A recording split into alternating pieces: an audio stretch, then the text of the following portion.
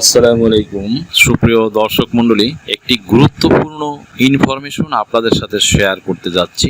বিষয়টি হলো যে প্রায়শই অনেক ভাই বন্ধু, অডিয়েন্স, দর্শক বন্ধুরা আমার চ্যানেলের অনেক ভিউয়ার্স জানতে চান যে আমরা আমাদের পাসপোর্টের ইনফরমেশন চেঞ্জ করেছি, পুরাতন পাসপোর্টের ইনফরমেশন চেঞ্জ করেছি, নতুন পাসপোর্টে এনআইডি কার্ডের সাথে মিল রেখে বা বার্থ সার্টিফিকেটের সাথে মিল রেখে, বাট এখন আমাদের বিদেশে থাকার কারণে আমাদের এম্বাসি বা বাংলাদেশের কোনো নাগরিক দেশের ভিতরে এমন সমস্যায় পড়েছেন যে তাদের প্রয়োজন হয় একটি আন্ডারটেকিং বা এফিডেভিট দেওয়ার, যে এই মর্মে যে আমি আমার পুরাতন পাসপোর্টের যে ইনফরমেশন সেই ইনফরমেশনগুলো নতুন পাসপোর্টে চেঞ্জ করে নতুন করে ইনক্লুড করেছি। এই মর্মে একটি হলফনামা বা কোর্ট এফিডেভিটের প্রয়োজন হয়, যেটা একজন বিজ্ঞ আইনজীবীর মাধ্যমে এবং তৈরি করে প্রথম শ্রেণীর ম্যাজিস্ট্রেট দিয়ে করতে হয়। অ্যাজ ওয়েল অ্যাজ আপনার নোটারি পাবলিকেরও সিল স্বাক্ষর থাকে অনেক সময় ক্ষেত্র বিশেষে। ম্যাজিস্ট্রেট দিলে নোটারি সিল স্বাক্ষর প্রয়োজন হয় না যদিও, তবে দেশের বাহিরে সাধারণত এই নোটারিয়ানের সিল স্বাক্ষরের একটু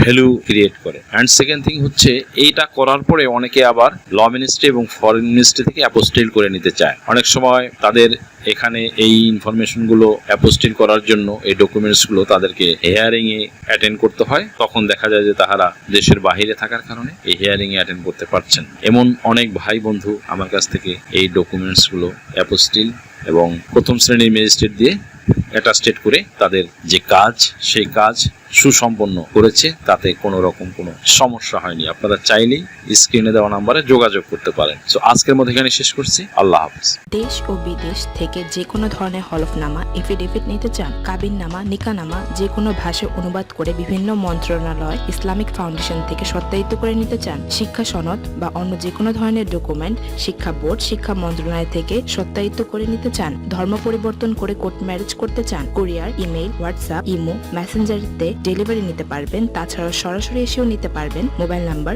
01724583880।